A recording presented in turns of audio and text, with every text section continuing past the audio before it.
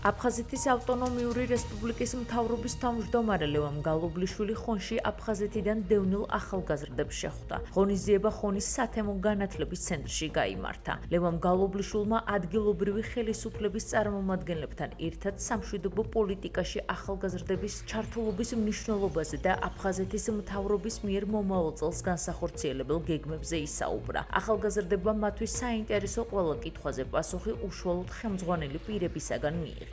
ჩვენ გვქონდა გასვლითი ღონისძიება ხონის მუნიციპალიტეტში, სადაც შევხვდით ახალგაზრდებს. ძალიან დიდია მათი ინტერესი, ძალიან დიდია მათი ჩართულობა იმ პოლიტიკის განხორციელებაში, რასაც შერიგების პოლიტიკა ქვია, ძალიან მნიშვნელოვანია თითოეული მათგანის ჩართულობა. ესეთი შეხვედრებს მე დარწმუნებული ვარ, თავის შედეგი ექნება, ნამდვილად ექნება და რაც უფრო მეტად ხშირად იქნება და ამაში აფხაზეთის მთავრობა მიიღებს მონაწილეობას, ეს ძალიან მნიშვნელოვანი და მისასალმებელი იქნება სამომავლო ურთიერთობებისათვის და მშვიდობისათვის. გვიან თუ ადრე ქართული სახელმწიფო მოეреვა ამ პრობლემას და ჩვენ დავუდგენთ ჩვენ სახლებში. ასევე მინდა ხაზი გაუსვა ახალგაზრდების ჩართულობის მხრივ დაინტერესებას.